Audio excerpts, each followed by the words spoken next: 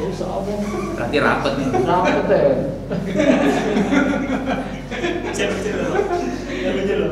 Ya. Cara petang. Baca masih Pak berpinggir aja jangan ngadek dewe.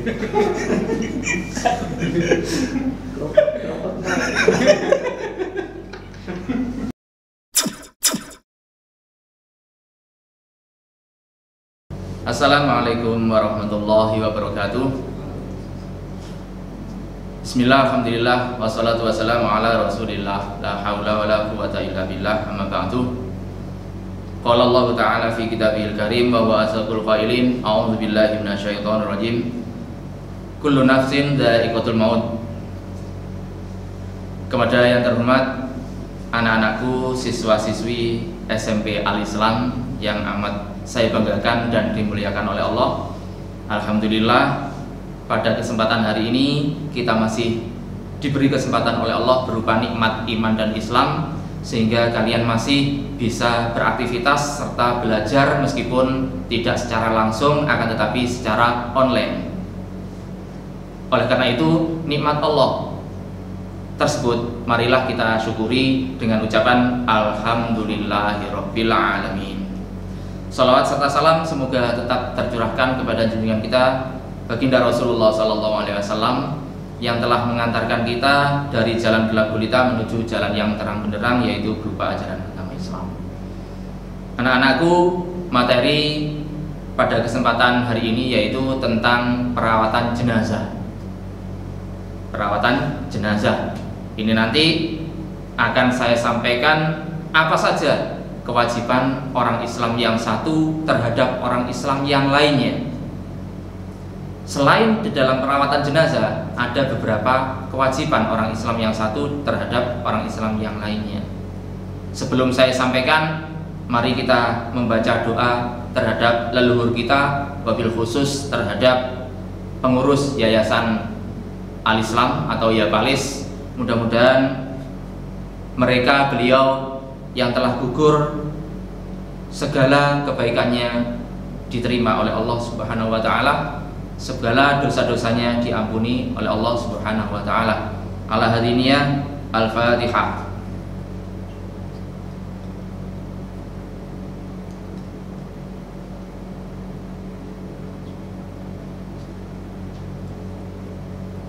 Yang tidak kalah pentingnya, ini nanti materi harus kalian ikuti dari awal sampai akhir. Jangan sampai ketika kalian sudah absen kemudian kalian tinggal. Jika kalian hanya absen kemudian kalian tinggal, maka kalian tidak akan bisa menjawab pertanyaan-pertanyaan yang saya sampaikan. Kenapa? Karena pertanyaan-pertanyaan yang saya sampaikan itu saya acak. Ada yang di awal, ada yang di tengah, ada yang di akhir. Sehingga kalian harus mengikuti materi dari awal sampai akhir, supaya bisa menjawab pertanyaan-pertanyaan yang saya sampaikan. Dan jangan lupa like serta subscribe video yang ditayangkan pada kesempatan hari ini, supaya Spaliska semakin berjaya, supaya Spaliska semakin melebar dan terkenal. Mudah-mudahan semakin jaya dan semakin baik. Amin. Jadi seperti yang saya sampaikan, sebelum seseorang itu meninggal, kewajiban antara umat Islam yang satu terhadap umat Islam yang lainnya itu ada beberapa kewajiban yang tidak bisa, yang tidak boleh ditinggalkan. Antara lain, yang pertama yaitu apabila ada seseorang yang mengucapkan salam, maka yang diucapi salam yang ada pada tempat itu berkewajiban menjawabnya. Misalnya ada seorang bapak atau ibu guru masuk ke dalam kelas, atau teman kalian masuk ke dalam kelas mengucapkan salam, maka seluruh penghuni kelas itu berkewajiban menjawab. Resikonya apabila tidak ada yang mau menjawab di dalam ruangan tersebut, maka yang ada di dalam ruangan tersebut berkenaan mendapatkan dosa semuanya tanpa terkecuali. Menjawab salam, mengucapkan salamnya sunnah, tapi menjawab salamnya wajib. Ya, satu. Kemudian yang kedua yaitu menjenguk orang sakit, sesama umat Islam, sesama muslim, ada yang sakit di daerah kalian, maka kalian berkewajiban menjenguk. Ada teman kalian dalam satu kelas kok tidak masuk beberapa hari, kemudian ada pemberitahuan sakit, maka salah satu penghuni kelas itu berkewajiban untuk menjenguk. Itu kewajiban, dinamakan kewajiban wajib apa? Wajib apa? Wajib apa? Tidak ada yang tahu? Wajib apa? Ayo, ada yang jawab? Wajib apa? Wajib apa? Tidak bisa jawab? Hah? Ayo. Wajib apa? Wajib kifayah. Iya, pinter. Wajib kifayah. Jadi wajib kifayah itu apabila ada satu orang saja yang sudah melaksanakan, maka semuanya sudah gugur. Akan tetapi apabila tidak ada yang melakukan, semuanya kena dosa. Yang ketiga yaitu mengantarkan jenazah. Yang ketiga yaitu mengantarkan jenazah. Ketika ada seseorang, salah seorang umat Islam yang meninggal dunia, maka semuanya berkewajiban, dari mulai merawat jenazahnya, dari mulai memandikan, mengkafani, mensolati, sampai mengkuburkan jenazah tersebut. Berkewajiban. Apabila sudah ada satu orang saja, ya, saking jeleknya perbuatannya, saking buruknya di masyarakat, akhirnya tidak ada yang mau merawat, cuma satu orang, sudah gugur kewajibannya, ya, tidak berdosa semuanya. Akan tetapi ketika tidak ada yang mau merawatnya sampai membusuk, maka berdosa semuanya. Itu dinamakan fardu kifayah. Kemudian kewajiban orang Islam yang satu kepada orang Islam yang lainnya, yaitu mendatangi undangan. Mendatangi undangan. Ketika kita diundang, ya, diundang, maka kita berkewajiban datang. Apabila kewajiban undangan tersebut tidak menjadikan beban kepada kita. Kewajiban mendatangi undangan ini seperti apa? Yaitu undangan walimah. Ini wajib, ya. Kemudian yang terakhir kewajiban orang Islam yang satu terhadap orang Islam yang lainnya, yaitu menjawab bersin. Ketika ada salah seorang dari teman kalian atau ada orang di sekitar kalian, ada yang bersin haji, nah, dia mengucap hamdalah, alhamdulillah. Yang dengar bagaimana? Yang tahu bagaimana? Maka dia berkewajiban menjawab atau mendoakan, yarhamukallah. Nah, ini berkewajiban. Ini hukumnya fardu kifayah. Apabila tidak ada yang mendoakan, yang bersin mengucapkan hamdalah, kemudian yang dengar tidak ada yang mendoakan sama sekali, yang dengar semuanya berdosa. Na'udzubillah. Oleh karena itu perlu ditambah ilmu kita. Ilmu kita akan senantiasa bertambah. Ya.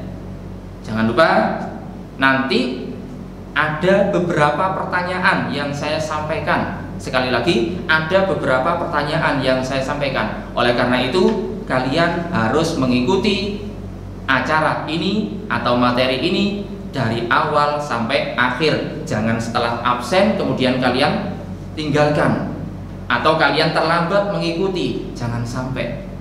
Harus diikuti dari awal sampai akhir. Kenapa? Karena pertanyaan-pertanyaan yang saya sampaikan itu nanti ada yang di awal, ada yang di tengah, ada yang di akhir. Jadi tidak bisa mengikuti awalnya saja atau mengikuti terlambat di tengah-tengah atau mengikuti akhirnya saja, tidak bisa. Harus diikuti dari awal sampai akhir, sampai selesai, diikuti terus. Kalau kalian putus-putus mengikutinya, maka kalian tidak tahu pertanyaan-pertanyaan apa saja yang saya sampaikan, yang harus kalian resum, kalian sampaikan kepada guru mapel PABB kalian masing-masing. Jadi pertanyaannya nanti ada ada 5 pertanyaan. Pertanyaannya nanti ada 5. Ada yang 1 di awal, kemudian saya acak yang 2, 3, 4, nanti di tengah-tengah, yang paling akhir yang kelima. Insya Allah nanti ada 5 pertanyaan. Itu saja pada kesempatan pembukaan hari ini atau materi ini, dan insya Allah nanti kita sambung lagi. Tolong nanti materi perawatan jenazahnya, perawat yang utama kalian ikuti dengan baik.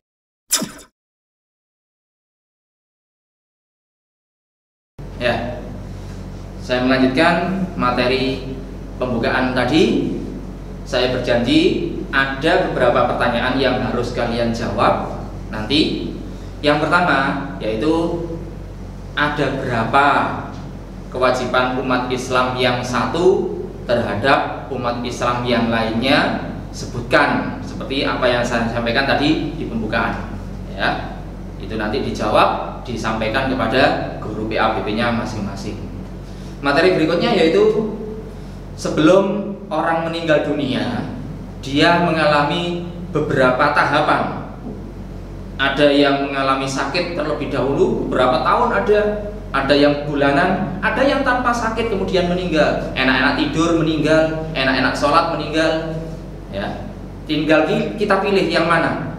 Kita meninggal dalam keadaan sholat, atau kita meninggal dalam keadaan zikir, atau kita meninggal dalam keadaan tidur kebablasan.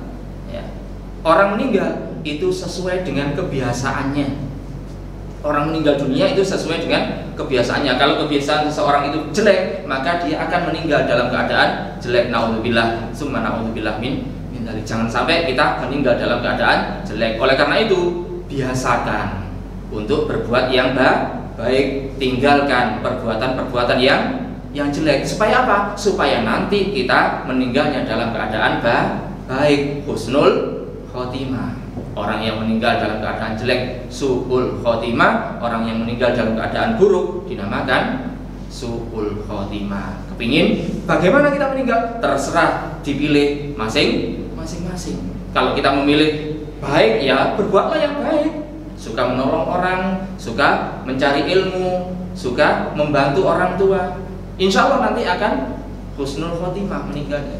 Tapi ketika kalian itu sukanya berbuat yang jelek, orang enak-enak jalan dipasangi paku, ya, ini nanti karena kebiasaan-kebiasaan yang jelek, maka seseorang itu akan meninggal dalam keadaan jelek. Ya, suka menggunjing orang lain, ya, ini nanti akan menyebabkan seseorang meninggal dalam keadaan jelek. Jadi kalau kepingin meninggalnya dalam keadaan baik, ya berbuatlah yang baik supaya kita nanti meninggalnya dalam keadaan baik. Ya, itu. Sebelum orang meninggal dunia itu ada beberapa yang menyebabkan atau bagaimana dia nanti meninggal dunia. Ya. Jadi yang berikutnya, ya. Jadi hati-hati menghadapi bagaimana nanti kita meninggalnya. Hati-hati. Jangan sampai kita meninggal dalam keadaan su'ul khotimah atau jelek di penghujungnya. Oleh karena itu harus senantiasa berbuat yang baik. Kemudian ada kewajiban orang Islam yang berikutnya, yaitu merawat jenazah. Ini materi intinya. Ya, ini materi intinya. Yang dinamakan merawat jenazah yaitu mulai seseorang itu meninggal dunia sampai diantarkan ke liang lahat atau kuburan. Itu dinamakan merawat jenazah. Apa saja? 1. Apa? Memandikan jenazah. Memandikan jenazah, kewajiban yang pertama. Berarti ketika jenazah itu tidak dimandikan atau tidak ada orang yang memandikan, berdosa semuanya. Kenapa? Karena fardu kifayah. Satu orang saja sendiri, Mr. Mudin, ya, sudah cukup, tidak berdosa semuanya. Ya. Yang kedua, mengkafani jenazah. Yang ketiga, apa? Mensolati jenazah. Yang keempat, mengantarkan sampai liang lahat atau kuburan. 4 kewajiban orang Islam yang satu kepada orang Islam yang lain di dalam merawat jenazah. Ada 4 ini. Di dalam merawat jenazah ada 4. Saya ulangi, memandikan karena syarat jenazah disolati harus suci.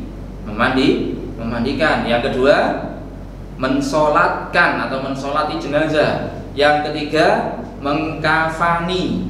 Yang keempat yaitu mengantarkan ke liang lahat. Jadi 1, memandikan jenazah. Apa saja yang kita persiapkan di dalam memandikan jenazah? 1, bak mandi atau tong atau apa saja, atau tanpa tong ini, tanpa tempat air, tanpa bak air, boleh langsung keran.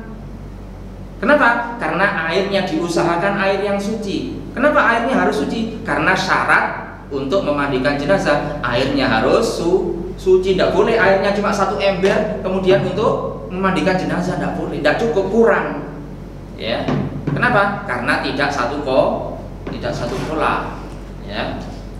Airnya harus mengalir, lebih baik keran atau selang yang mengalir airnya. Kalau umpamanya airnya di tempat, maka harus besar. Tongnya bukan seperti ini, tapi tong yang besar ini hanya sebagai isyarat saja, sebagai petunjuk saja. Ya. Ada tempat baknya mandi. Kemudian kapas. Nah, kapas ini nanti digunakan untuk mengkafani jenazah. Ya. Kemudian gayung kalau memang tidak pakai selang, pakai gayung. Sekali lagi, kalau pakai gayung, airnya tidak boleh nyiprat. Air yang sudah kita ambil, kita gunakan, air yang jatuh ke jenazah tidak boleh masuk lagi ke bak mandi atau tong. Kenapa? Karena air yang kita ambil kalau pas satu pola, kemudian kita ambil muncrat, berarti ini airnya sudah apa? Mustakmal. Air mustakmal itu sudah tidak bisa digunakan untuk bersuci. Suci airnya, tapi tidak bisa digunakan untuk bersuci. Ya. Kemudian sabun mandi. Sabun yang digunakan untuk memandikan jenazah sekarang sudah modern. Jadi sabun tidak perlu diparut, tidak perlu dilumatkan, tapi sekarang sudah ada sabun cair. Alhamdulillah. Ini berkat kemodernannya zaman sudah maju, tambah enak kita. Ya, sabun. Kemudian kapur barus.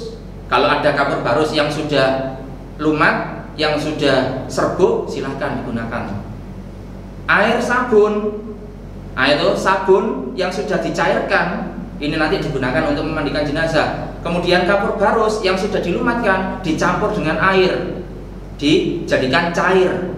Ya. 1 sabun, kemudian kapur barus yang dicairkan, kemudian daun bidara. Mungkin di tempat-tempat kalian sulit mencari daun bidara. Ya. Daun bidara itu seperti daun kelor, kecil-kecil daunnya. Ya. Tapi lebih mengkilat daunnya, daun bidara. Tapi sekarang sudah jarang. Apakah bisa diganti dengan yang lainnya? Karena sulitnya untuk mencari daun bidara, maka bisa diganti dengan bunga. Bunga apa? Apa bunga 7 rupa? Tidak harus bunga 7 rupa, pokoknya bunga. Tujuannya untuk apa? Untuk menggosok nanti ketika mandi, untuk menghilangkan kotoran-kotoran. Bukan pakai sikat, bukan pakai gobrot, ya, bukan dikeruk dengan kuku, tidak, tapi dengan bunga yang ada. Kenapa? Karena orang yang meninggal itu, sekali lagi, orang yang meninggal itu bisa merasakan apa yang dirasakan ketika dia hidup. Sehingga kita memandikan jenazah harus berhati-hati, jangan sampai terasa sakit seperti yang kita rasakan ketika kita mandi. Kena kuku kita sakit apa enggak? Pedih. Oleh karena itu harus secara halus di dalam memandikan jenazah. Jadi itu yang perlu dipersiapkan ketika memandikan jenazah. 1, air sabun.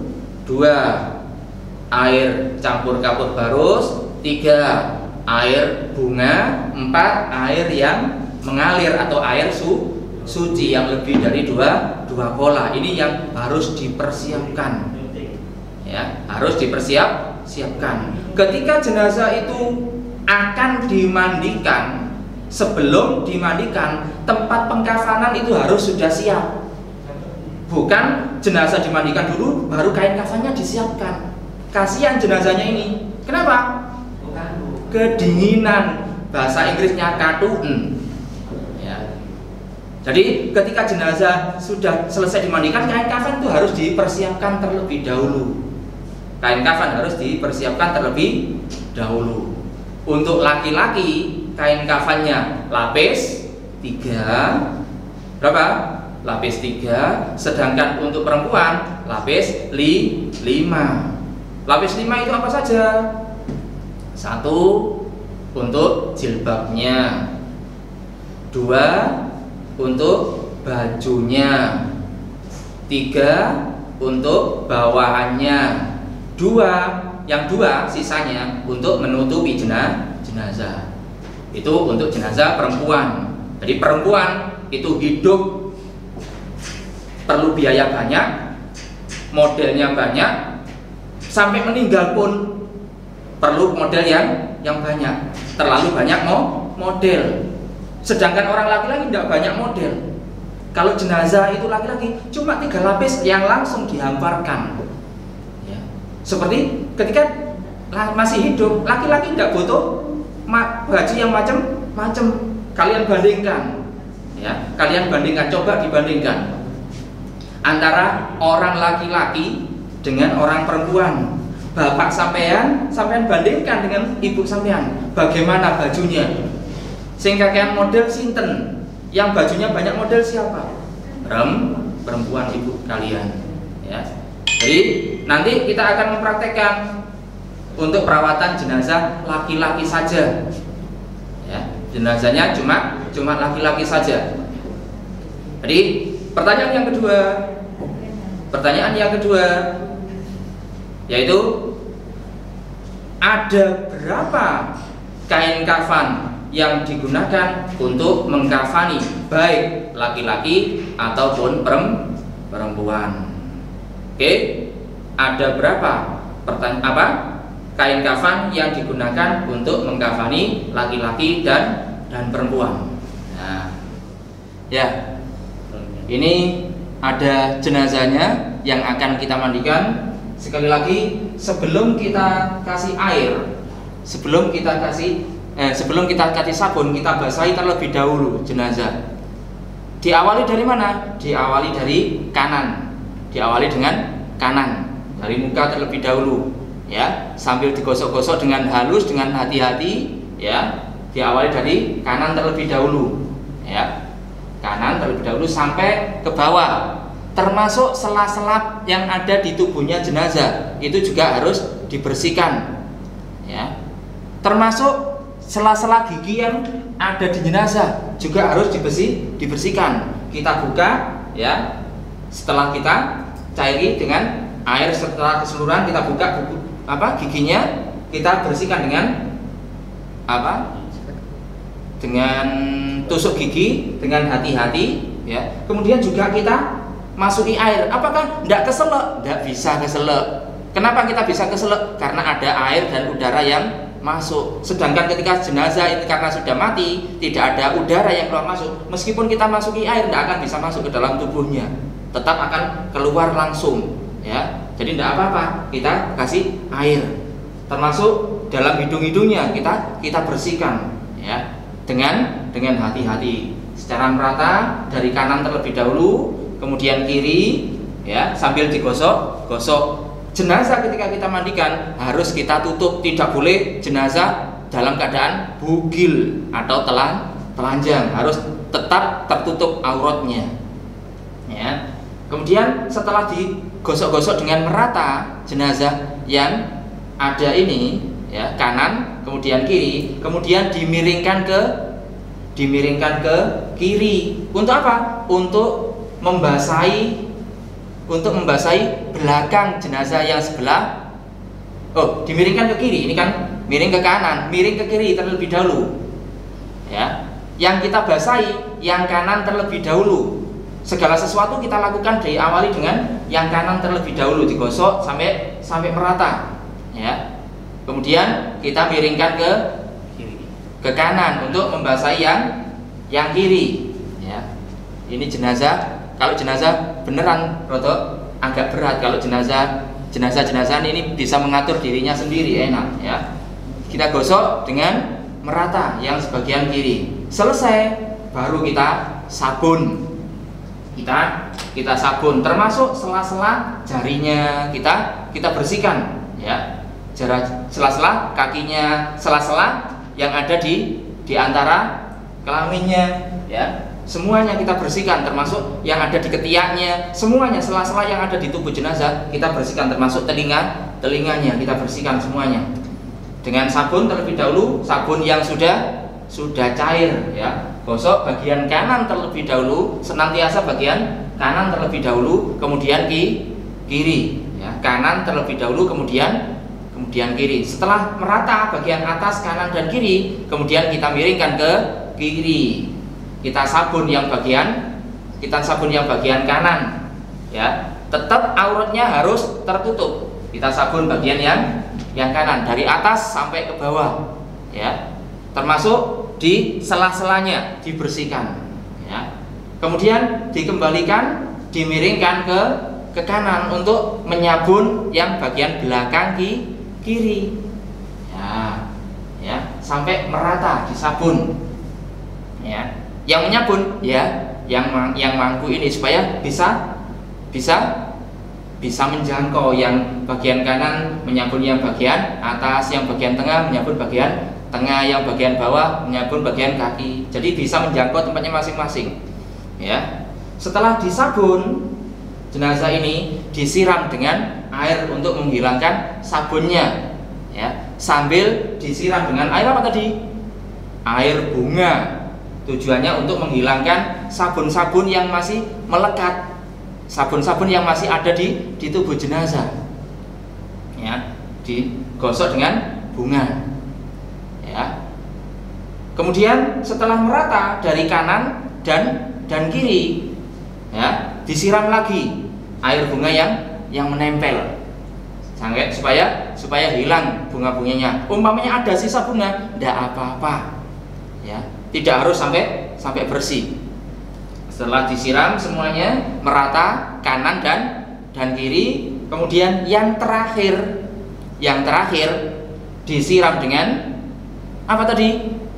Air kapur barus. Disiramkan ke seluruh tubuhnya sambil diratakan. Disiram dengan air kapur barus. Kapur barus yang sudah dicairkan, disiramkan ke seluruh tubuhnya. Setelah disiram dengan air kapur barus, tidak perlu dikeringkan dengan handuk. Tidak perlu dikeringkan dengan handuk. Kenapa? Supaya air kapur barusnya tetap melekat di tubuh jenazah. Tujuannya air kapur barus itu apa? Supaya tidak mudah dimakan oleh binatang tanah. Itu tujuan. Itu ikhtiarnya, itu usahanya manusia. Tapi Allah kalau memang berkehendak lain, meskipun diperban, meskipun dispalek, digit, ya tetap kalau memang Allah menghendaki rusak, akan rusak. Meskipun dilapisi kapur barus setebal apapun, kalau Allah menghendaki rusak, tetap akan rusak. Tapi sebaliknya, ketika tidak dilapisi dengan kapur barus pun, kalau Allah menghendaki awet, Allah menghendaki tidak rusak, maka juga tidak akan rusak. Cuma manusia itu usaha, ikhtiar. Jadi ikhtiarnya manusia dikasih air kapur barus, tujuannya supaya tidak mudah dimakan oleh binatang tanah. Selesai, tidak perlu dikeringkan dengan handuk, langsung diangkat ke tempat kain kafan. Sekali lagi saya beritahukan, ya, sekali lagi, kain kafan itu harus sudah disiapkan sebelum jenazah dimandikan. Kenapa? Tujuannya untuk apa? Supaya jenazahnya tidak kedinginan. Jenazah itu bisa merasakan. Kok umpamanya jenazah itu ketika kita mandikan kasar, kita memandikan, teriak jenazah, lari semuanya orang yang memandikan, ya.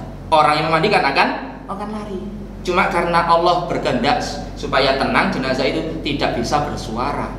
Ya, hanya dia bisa merasakan apa yang dilakukan oleh orang yang memandikan. Jadi orang yang memandikan harus hati-hati nanti ketika kalian sudah dewasa, kemudian merawat orang tua kalian yang meninggal, ikut merawat, kalian harus hati-hati. Ya, harus hati-hati. Ya. Kemudian setelah itu tadi ada yang terlewat, diwudukan. Kenapa? Jenazah harus diwudukan karena syarat untuk disolati maka harus suci. Ya, maka termasuk jenazah yang akan disolatkan harus diwudukan. Tata caranya sama seperti ketika kita wudu, cuma jenazah itu kita yang mewudukan, bukan jenazahnya wudu sendiri. Ya, jadi nawaitu saya niat wudu lihadal mayiti, untuk jenazah ini. Saya ulangi, nawaitul wudu'a liraf'il hadasil asori lihadal mayiti, saya niat wudu untuk jenazah ini untuk menghilangkan hadas kecil.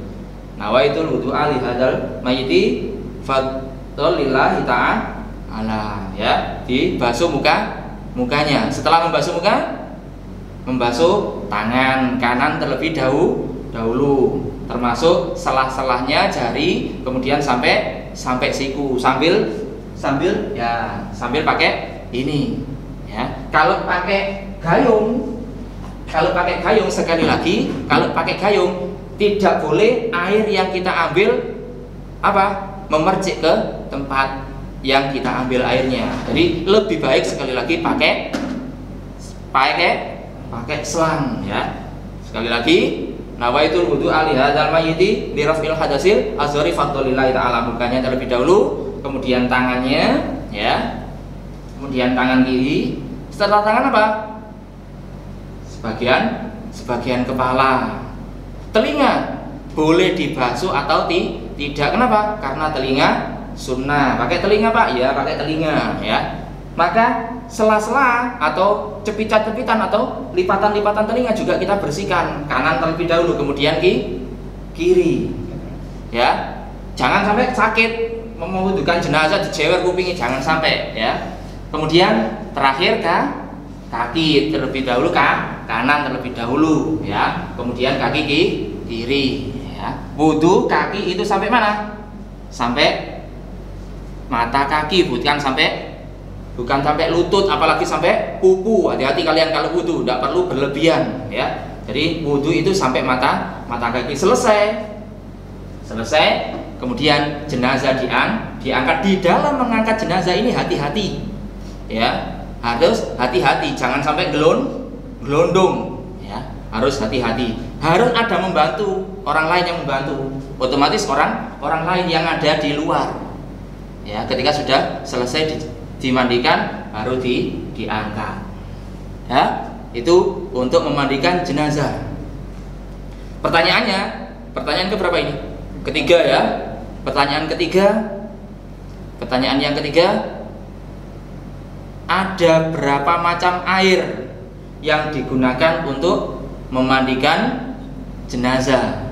Ya, ada berapa macam air yang digunakan untuk memandikan jenazah? Tadi sudah saya jelaskan. Ada berapa macam air? Ada air suci yang mengalir, ada air sabun, ada air bunga, air kapur barus. Ya, nanti dijawab. Udah selesai, diangkat, hati-hati. Ya, diangkat lah. Ayo, mundur. Terus kata gini jalan awis. Baik Pak. Mas hati.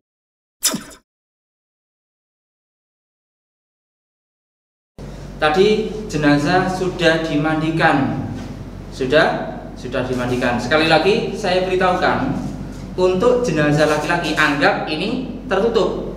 Ya, ini anggap tertutup. Ya. Ini tertutup, dalam keadaan tertutup. Ya, setelah dimandikan, jenazah dalam keadaan tetap tertutup. kain kafan yang digunakan untuk mengkafani jenazah laki-laki ada berapa tadi? Ya, ada 3 ya. Ada 3 lapis atau ada 3 lembar. Langsung dihamparkan ketiga-tiganya. Ya, langsung dihamparkan ketiga-tiganya. Kemudian di bawahnya ada 3 tali yang digunakan untuk mengikat pocong tadi. Ya, yang digunakan untuk mengikat pocong nanti. 1 di atas kepala, ya. Yang kedua lurus dengan tangan bersedekap, ya. Yang ketiga yaitu bagian di bawah kaki, ya. Jika jenazah itu tidak bisa merapatkan kakinya, maka ini diikat, ya. Kakinya diikat, ya. Kepalanya juga demikian. Ketika jenazah itu meninggalnya dalam keadaan terbuka mulutnya, ini diikat. Akan tetapi selama tidak terbuka mulutnya, ya tidak apa-apa, tidak diikat kepalanya. Kenapa? Sudah dalam keadaan tertutup. Jenazahnya meninggalnya husnul khotimah, tidak sampai mangap-mangap, ya, tidak sampai terbuka mulutnya, baik meninggalnya jenazahnya. Ya, setelah dimandikan jenazah tadi, ya, di dalam proses pengkafanan, sebelum jenazah diletakkan, ya, termasuk kain kafan ini dikasih minyak wangi dan kapur barus. Caranya bagaimana? Kapur barusnya sebelum ada jenazahnya, ya, anggap ini belum ada jenazahnya, kain kafannya dikasih kapur barus yang serbuk, ditaburkan kapur barus serbuk yang merata, yang banyak, sebanyak mungkin kalau ada, ya. Kemudian baru minyak wanginya. Kenapa tidak minyak wanginya terlebih dahulu? Kok kapur barusnya terlebih dahulu? Kalau kapur barus terlebih dahulu kena minyak wangi, otomatis meresap ke kainnya. Tapi kalau minyak wangi terlebih dahulu kemudian kapur barus, tidak meresap ke kainnya, akhirnya tidak bisa awet terlalu lama. Ya, setelah jenazah diletakkan di atas tempat pengkafanan, dikasih kapas, ya, kedua matanya, ya, dikasih kapas, ya. Kemudian lubang-lubang yang dimiliki oleh jenazah. Setiap orang, baik laki-laki maupun perempuan, punya berapa lubang? Coba tebak. Ada berapa lubang yang dimiliki masing-masing orang? Punya 9 lubang. Semuanya sama. Ya, 2 mata, 2 telinga, 4 sudah, 2 hidung, 6, 7, 1 mulut, yang 2 cari sendiri, ya. Jadi setiap lubang-lubang yang dimiliki oleh jenazah dikasih kapas, ya. Supaya apa? Supaya tidak dimasuki binatang tanah. Lubang telinga, ya, dikasih lubang telinganya, dikasih, ya. Ya. Kemudian juga sela-sela tubuhnya, ketiaknya, sela-sela jarinya, ya, sela-sela jari ini juga dikasih, ya, dikasih sela-sela jarinya. Kemudian yang diantara kelamin, kalau perempuan kelaminnya juga ditutup, ya. Kemudian sela-sela jari kaki dikasih kapas, ya. Baru setelah dikasih kapas, baru ditutup dengan kain kafan, ya. Jadi kita mengkafani juga demikian, ya. Dari kiri. Kenapa dari kiri? Karena yang kanan di atas, ya. Dari kiri, ya. Seperti ini, ya. Ya, seperti ini. Umpamanya masih sisa, kita lipatkan ke bawahnya kakinya. Kakinya. Ya. Kemudian sini, ini masih sisa, kita masukkan ke bawah kepalanya. Pinter jenazah itu, ya.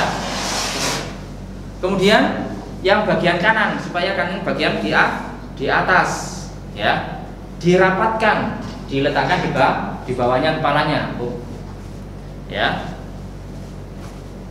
Kalau umpamanya orang yang biasanya sudah pernah umroh atau sudah pernah haji, biasanya yang digunakan untuk mengkafani, biasanya keluarganya minta dikafani dengan kain ihram biasanya. Kain ihram lebar enak, ya, lebar, ya. Kemudian yang bagian kiri, ya.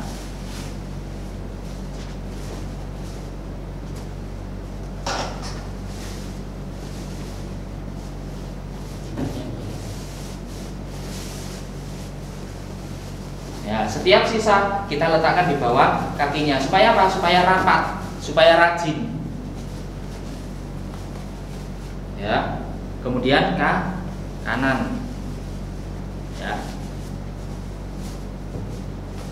Tunggu gak ini bocah ini nanti ya. Kita ikat. Cara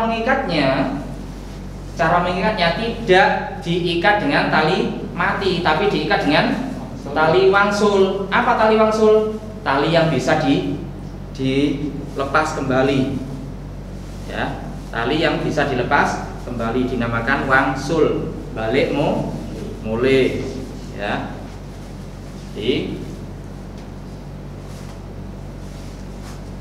ya, tali wangsul.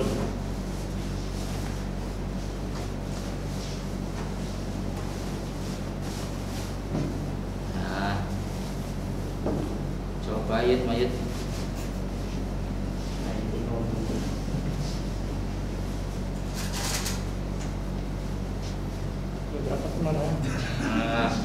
Nah, sudah selesai memandikan jenazah, sudah selesai mengkafani jenazah, sudah selesai, ya. Tinggal apa?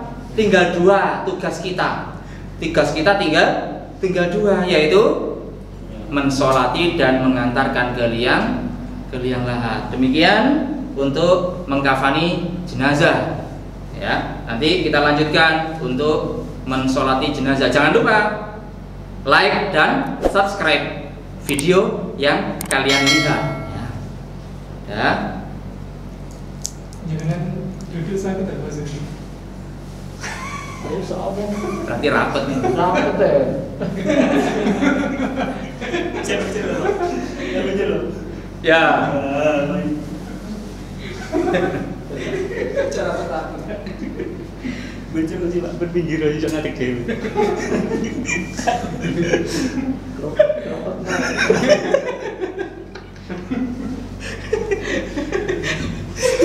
Sorry.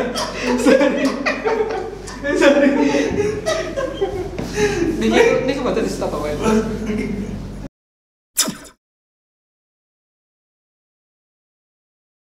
Ya, sekarang yaitu proses mensolatkan jenazah. Sholat jenazah itu ada kalanya yang mengatakan bahwa itu bukan sholat, hanya doa, sehingga yang beranggapan demikian boleh tanpa wudhu. Ada yang mengatakan tetap itu sholat, ya. Kenapa? Karena diawali dengan takbir dan diakhiri dengan salam. Kenapa? Karena sesuatu yang diawali dengan takbir dan diakhiri dengan salam itu dinamakan sholat. Meskipun sholat jenazah ini tanpa ruku, tanpa sujud, tanpa duduk seperti sholat-sholat yang lainnya.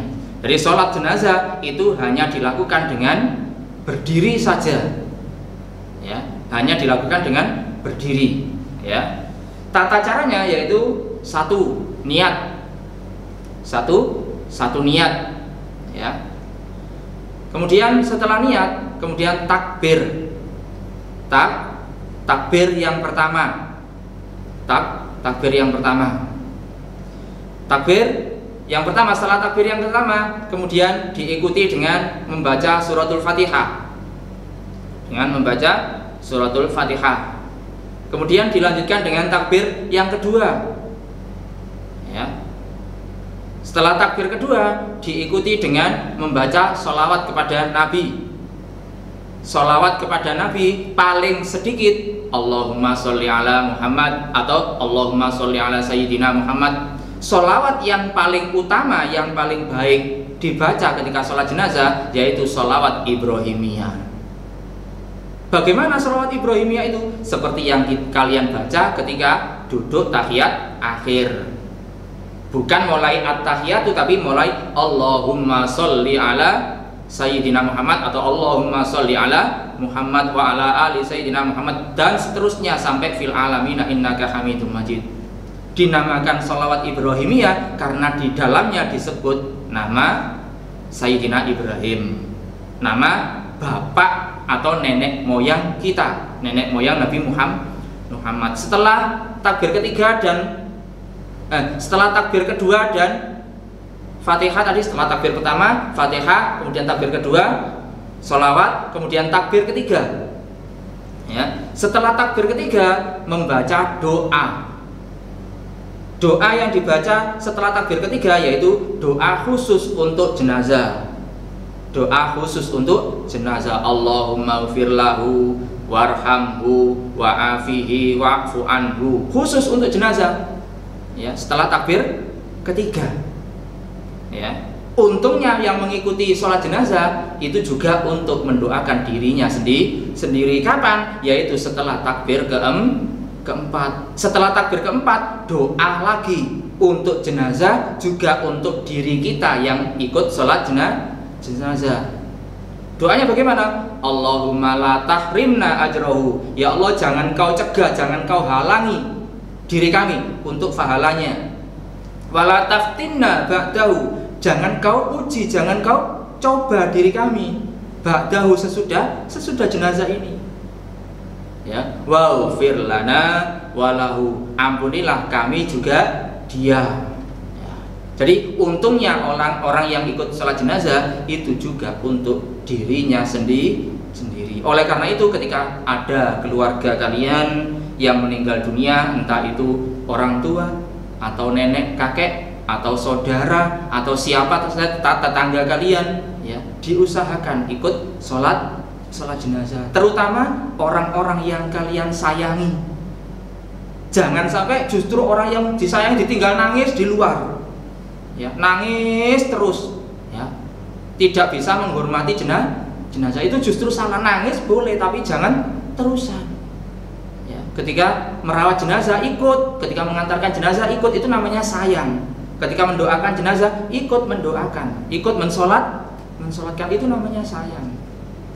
Ya, jadi ketika ada keluarga kita yang meninggal dunia, usahakan ikut sholat jenazah. Saya ulangi, yang pertama niat itu sebagai ujung tombaknya amal. Ya, kita beramal, kita berbuat sesuatu tanpa niat tidak sah. Ya, ketika jenazahnya perempuan ya niatnya dengan perempuan, ketika jenazahnya laki-laki ya niatnya laki-laki. Niat itu terletak di dalam hati. Oleh karena itu ketika kita niat harus paham dengan niat yang kita lafadzkan. Ya. Niat bahasa Jawa, bahasa Inggris boleh. Ya.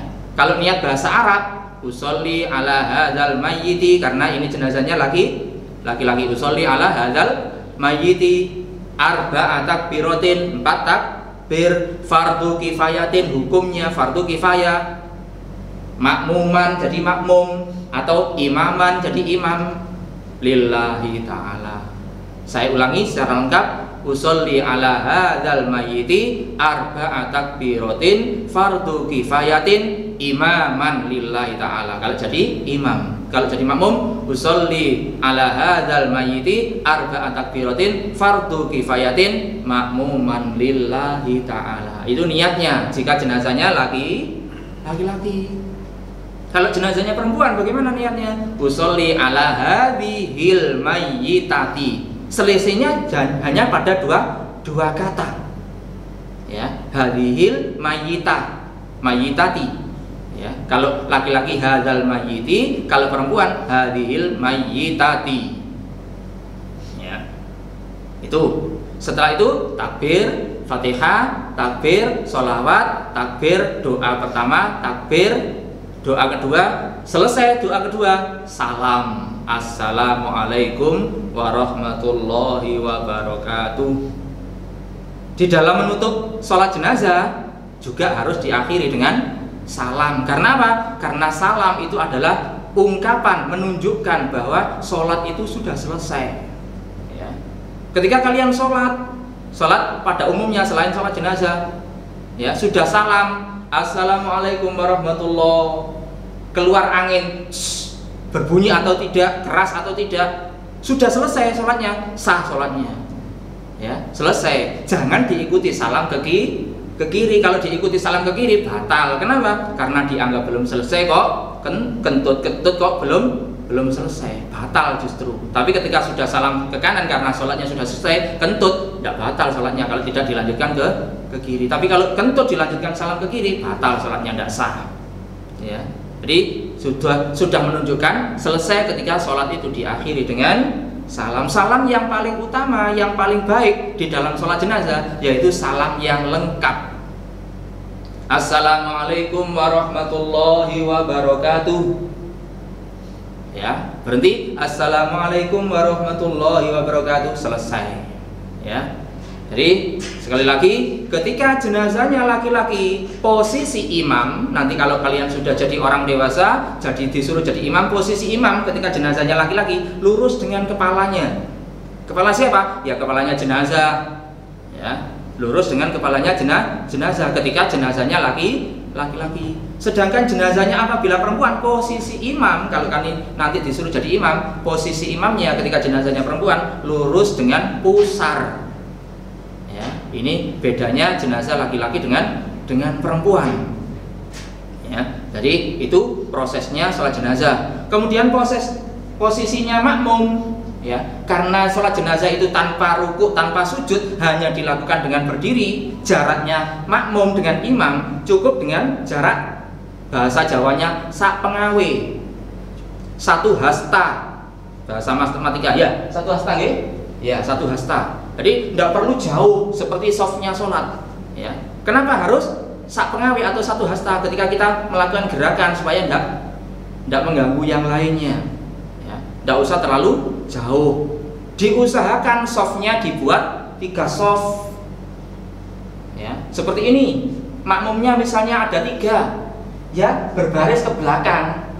Imam 1. Makmum 1 pertama di depannya, belakangnya imam, makmum kedua di belakangnya lagi, makmum ketiga di belakangnya lagi. 3 soft, meskipun cuma 3. Kenapa? Karena nanti diikuti malaikat di samping kanan kirinya. Ya. Tapi ketika jamaahnya semakin banyak, berarti semakin baik jenazah itu. Semakin banyak orang yang mensolati, berarti menunjukkan jenazah itu semakin baik. Mengantarkan ke liang lahat, mengantarkan ke kuburan, semakin banyak yang mengantarkan ke liang lahat, berarti semakin baik jenazah tersebut. Ya, jadi posisinya imam berada di lurus dengan kepala. Ketika jenazahnya laki-laki, niat usolli ala hadzal mayyiti arba'at takbiratin fardu kifayatin imaman lillahi ta'ala. Allahu akbar. Bismillahirrahmanirrahim sampai waladhdallin. Amin. Ya, kemudian takbir lagi, Allahu Akbar. Solawat Ibrahimiyah yang paling utama, Allahumma sholli ala sayyidina Muhammad atau Allahumma sholli ala Muhammad sampai fil alamina innaka hamidum majid. Kemudian takbir lagi, takbir ketiga, Allahu Akbar. Doa pertama untuk jenazah, Allahumma firlahu warhamhu wa'afihi wa'fu anhu. Ini doa yang terpendek. Semakin panjang doanya semakin baik. Ya. Karena kalian masih awal SMP, doa yang pendek supaya bisa diamalkan. Nanti menginjak SMA atau SMK lebih panjang lagi doanya karena semakin pandai. Setelah itu, setelah takbir ketiga dan doa pertama, Allahu Akbar. Kemudian doa kedua. Untuk siapa doa kedua? Untuk diri kita dan untuk jenazah. Allahumma la tahrimna ajrahu wa la taftinna ba'dahu wa ghfir lana wa la. Selesai, ditutup dengan salam untuk menunjukkan bahwa sholat jenazah sudah selesai. Assalamualaikum warahmatullahi wabarakatuh. Ketika salam jangan langsung, tapi ada jedanya, istirahat. Ya, setelah salam ke kanan, Assalamualaikum warahmatullahi wabarakatuh. Kemudian menghadap ke depan, Assalamualaikum warahmatullahi wabarakatuh. Ya, selesai sudah proses sholat jenazah. Ya, biasanya bersalaman, biasanya dipimpin bersalaman. Kemudian doa juga, mendoakan jenazah. Siapa? Biasanya yang memimpin sholat. Sudah selesai, alhamdulillah proses pengkafanan sudah selesai, proses mensolati jenazah sudah selesai, tinggal terakhir. Pertanyaannya, nah tadi janji saya ada pertanyaan, ada pertanyaan. Bagaimana cara melaksanakan sholat jenazah? Bagaimana cara melaksanakan sholat jenazah? Dijawab dari awal sampai akhir. Di awal dengan apa tadi? Tak niat, diakhiri dengan salam dijawab. Ya, tadi sudah saya terangkan. Nanti dijawab, dikirim ke Bapak Ibu guru PABP-nya masing-masing.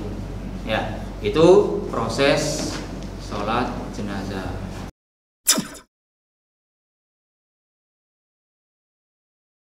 Alhamdulillah, kita telah menyelesaikan materi tentang perawatan jenazah dari mulai awal, dari sebelum jenazah itu meninggal sampai jenazah itu disolatkan. Setelah disolatkan jenazah itu, maka dibawa ke pemakaman dengan membaca kalimat tauhid, la ilaha illallah, la ilaha illallah. Jadi ketika mengantarkan jenazah itu ke liang lahat, jangan sambil bergurau.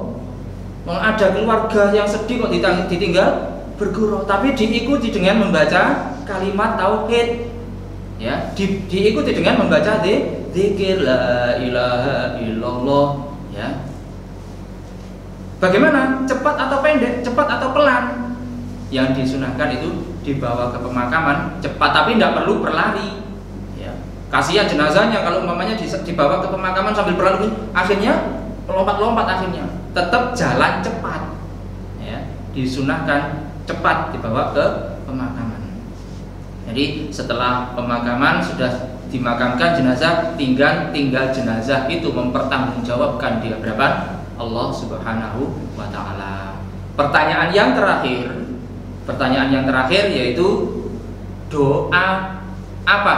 Bagaimana doa yang dibaca? Ya. Bagaimana doa yang dibaca setelah takbir keempat atau setelah takbir yang terakhir? Kalian tulis doanya, kemudian selesai dijawab semuanya pertanyaannya, dikirimkan ke guru PABP-nya masing-masing. Ya. Jadi sudah selesai. Ya. Alhamdulillah, pembelajaran kita tentang perawatan jenazah pada hari ini sudah selesai. Mudah-mudahan sedikit ilmu yang kalian terima tadi mudah-mudahan menjadi ilmu yang manfaat dan kalian terbuka hatinya untuk senantiasa berbuat baik. Kenapa? Karena siapa yang senantiasa berbuat baik, maka nanti insya Allah akan menjadi husnul khotimah. Pasti semuanya orang.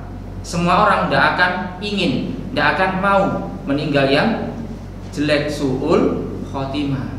Tapi ada prosesnya. Orang meninggal itu ada prosesnya. Siapa yang terbiasa berbuat baik, insya Allah nanti akan husnul khotimah. Siapa yang terbiasa berbuat jelek, maka meninggalnya akan su'ul khotimah. Mudah-mudahan semuanya di antara kita tanpa terkecuali, baik keluarga yayasan, bapak ibu guru dan termasuk keluarganya, kalian juga demikian termasuk keluarga kalian, semuanya mudah-mudahan dijadikan oleh Allah meninggal dalam keadaan husnul khotimah. Al-Fatihah.